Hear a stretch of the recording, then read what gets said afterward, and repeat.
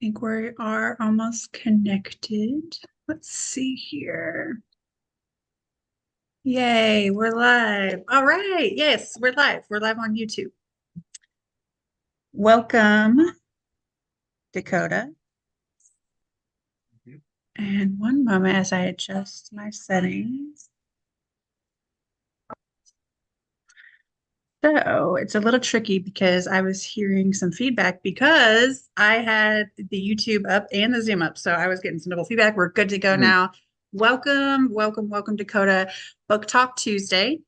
This is something that Quiet Storm does every month just to really engage authors and people who are in the book world. The mission of Quiet Storm Services is to create books that empower the writer, promote authentic storytelling, and support personal and collective growth. So, Dakota, thank you for being here today. Mhm. So this is a first for several reasons. So this is our first time at Quiet Storm going live on YouTube instead of Facebook. So if it's a little clunky, you all will know why. Everybody's always really patient out there, and I appreciate that. So first time live on YouTube. And this is the first time that we have one of our very own authors, a Quiet Storm author, on here. So that in and of itself is really excited. It has been an honor to work with you, Dakota, and I'm so excited to just jump in and chat about your memoir today. Yep. So why don't usually now? Oh, and a third first. Okay, here's our third first. So usually I have an actual book to hold up, but this is the first time I'm interviewing and talking to somebody who has an upcoming memoir. So we don't actually have the physical print copy yet. So do you want to just start us off by telling us the name, the title of your memoir, and just tell us a little bit about it? Yeah, so the memoir is titled Endure to Suffer with Patience. It's about my development into addiction and all of the things that went into uh, my active addiction before I made it to my active addiction. So I score a 9 out of 10 on the ACEs test. So this is a collection of memories of the abuse I suffered, the experiences I had as a child that led me to drug use. Yeah. Yeah. Yeah, and so for people out there who may be watching this, ACEs is the adverse childhood experiences, right? It's the quiz that's tied Correct. with like long-term health outcomes and all kinds of stuff. If you Mhm. haven't heard of ACEs, look into it. It's like a really simple quiz you can take. Um, yeah, so okay, so you're writing about like what led to substance use and addiction. So what was the actual writing process like for you? Um, it started as an accident. I didn't mean to actually write a book. It just kind of took a life of its own.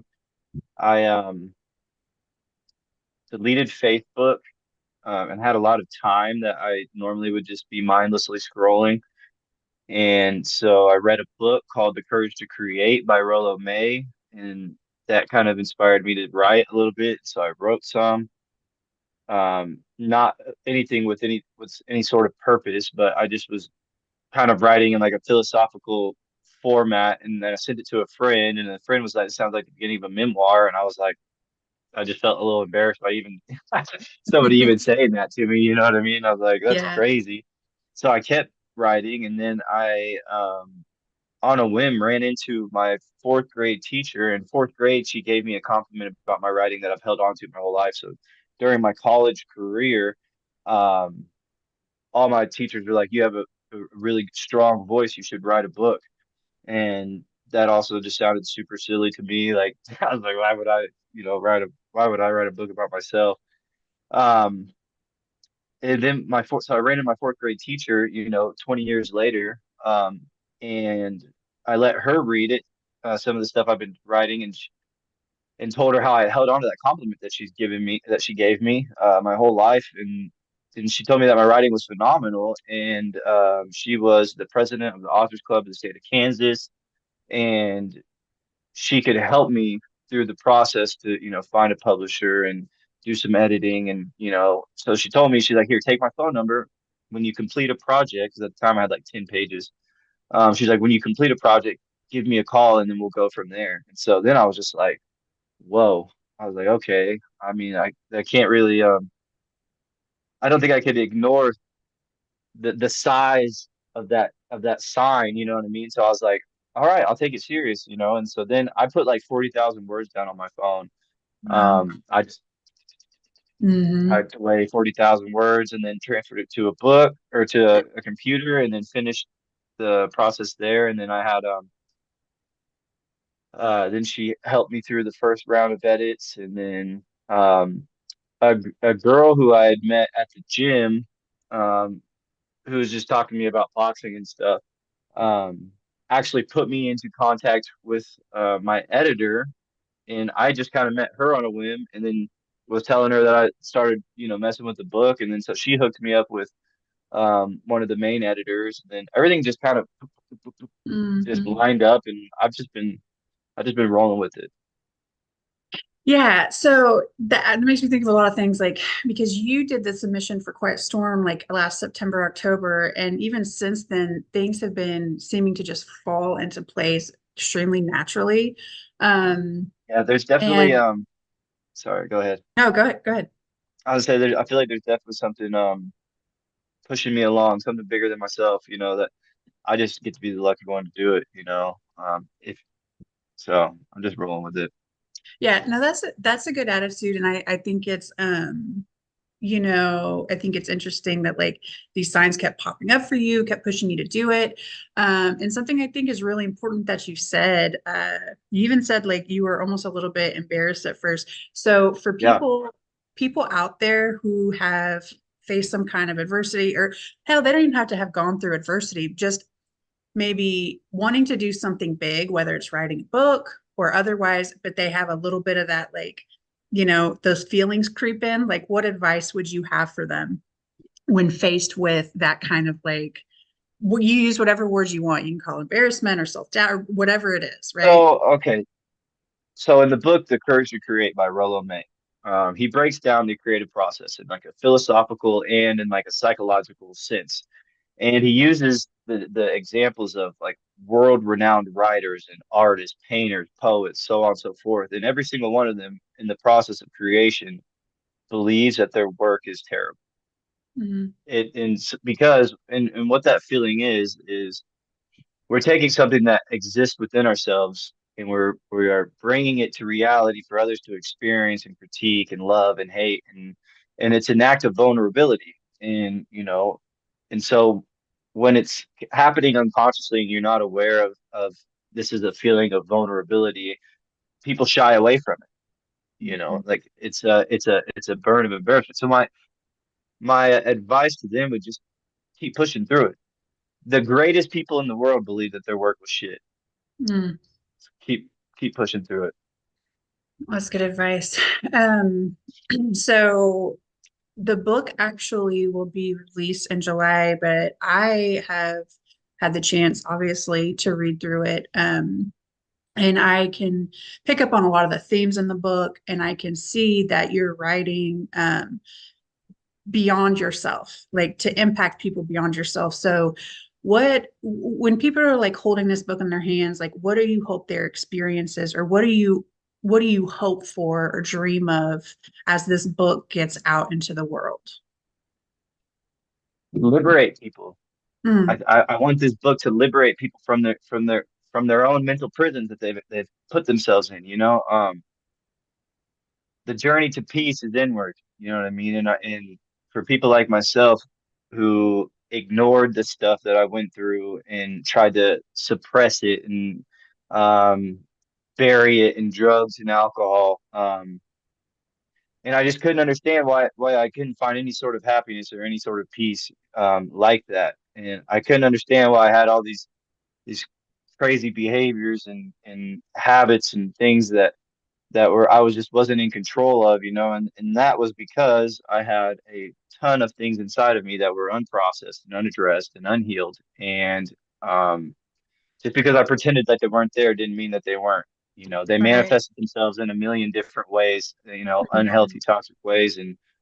Um, and so what I hope is that through my writing and the emotions that I've shared and the level of vulnerability that I've shared with everybody, that it will inspire them to maybe not do the exact same thing and announce it to the entire world, but announce it to the people who matter, and to talk about it. Like, you got to talk about it. It has to be talked about, and it's uncomfortable. And, as people read through my book, there's going to be a lot of things in there that I carried a lot of shame my whole life that didn't belong to me to carry. Mhm. I carried a lot of sadness and anger and self-hatred and all these things that just weren't mine to have, but that's the way that these things manifested in myself because I didn't address them. And I didn't know how to address them. And the first step to addressing is admitting that they're there, acknowledging it, acknowledging that you're hurt, acknowledging that you're feeling pain, and that just because it's happened so long ago doesn't mean you're still not experiencing it in little brief moments of being triggered and so on. So what I hope is that this is just a pathway of torches, that light the path to trigger somebody to bring up some stuff that's been suppressed so that it can be addressed and healed and looked at, hopefully in a safer place and a safer mindset with some compassion and care. Mhm. Oh, no, absolutely.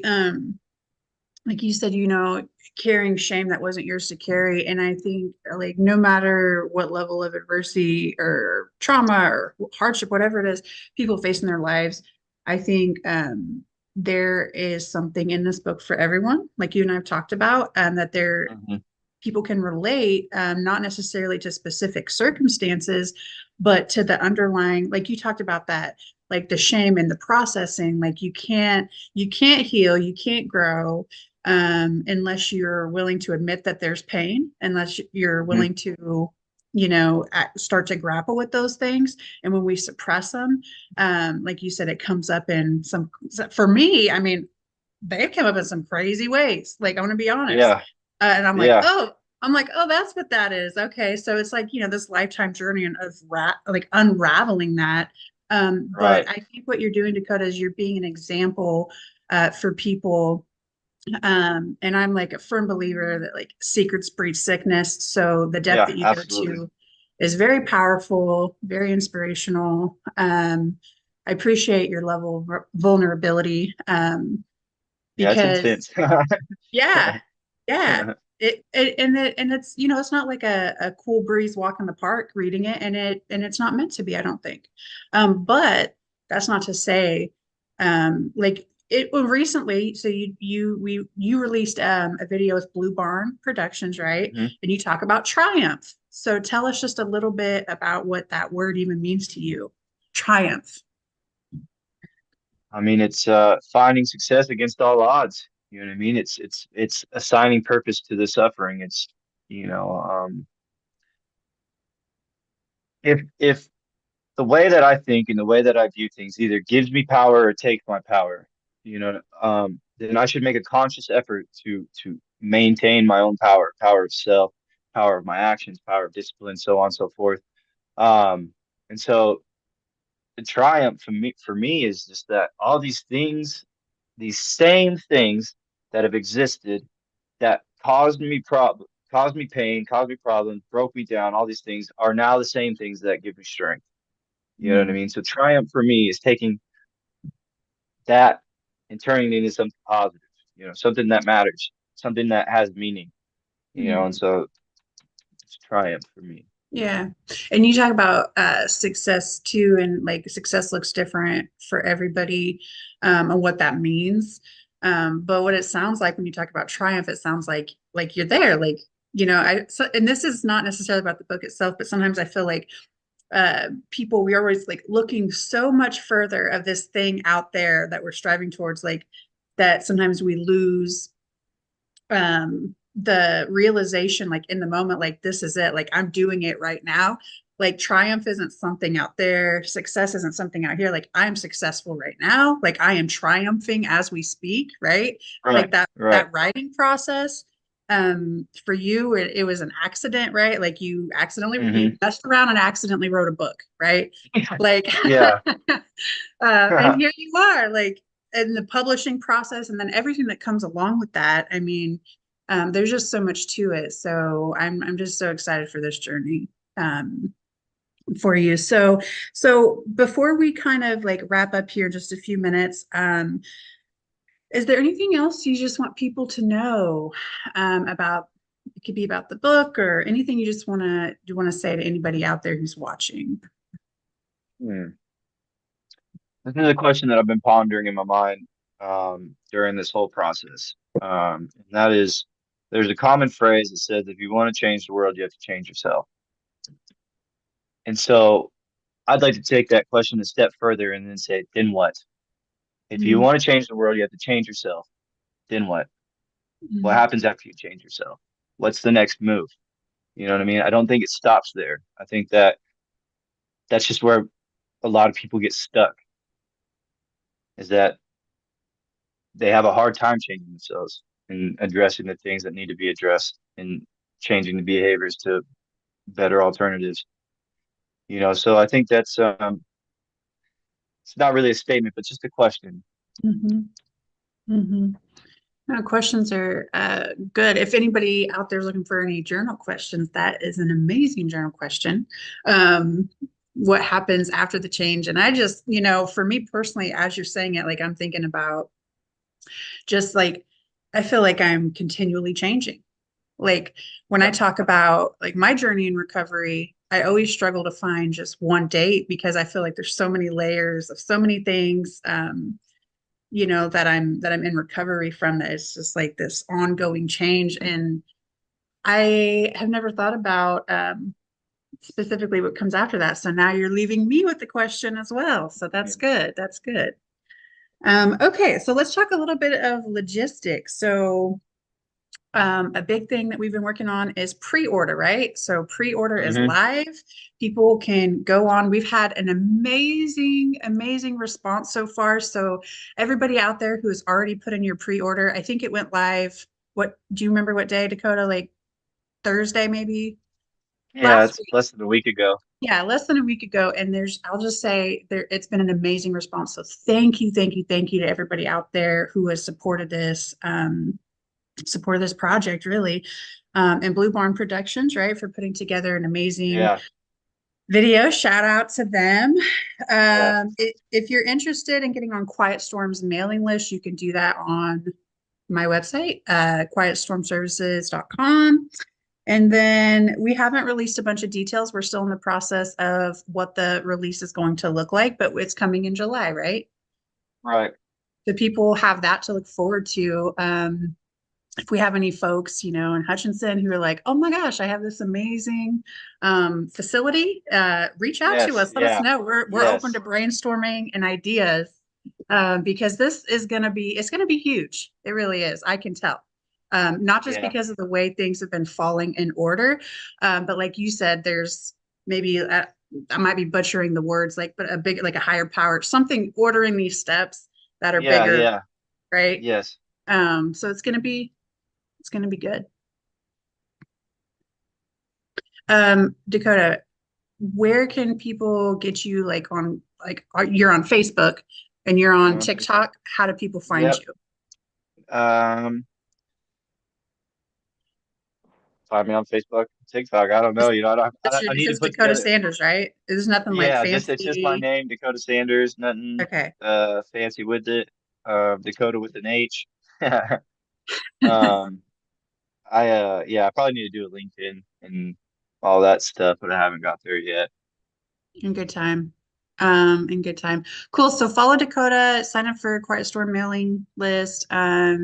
Stay in touch with us. I wasn't able to do the comments today, but eventually we'll get there where I'll be able to monitor comments. I was hoping today would be more interactive.